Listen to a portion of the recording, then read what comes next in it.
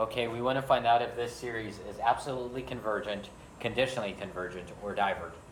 So what we're going to do here is take the absolute value of this, and we're going to use the limit comparison test. So if we take the absolute value of this, basically just this part goes away.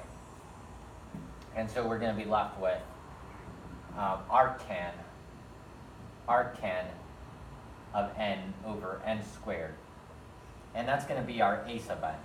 When we do a limit comparison test, we have our a sub n, and then we choose our b sub n. So for our b sub n, I would choose something like 1 over n squared, because that's going to allow the n squared to cancel out when we divide. Because when you divide, you multiply by the reciprocal. And remember, with this test, we're doing the limit as n approaches infinity of the absolute value of a sub n over b sub n. So that's going to allow the n squareds to cancel out. And our goal with this eventually is to get, to find out what this is. And if this isn't 0 or infinity, that means that whatever happens to b sub n also happens to a sub n. That was the limit comparison test, if you remember.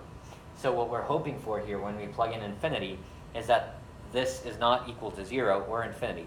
So basically any integer, any constant, anything besides 0 or infinity that we can get from plugging this into a series.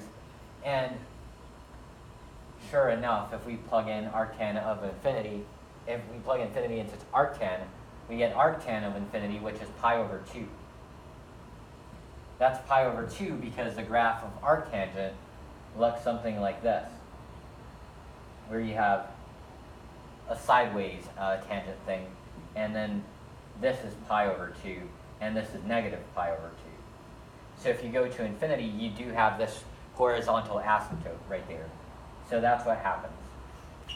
So this means that this absolutely converges. This absolutely converges by the limit comparison test.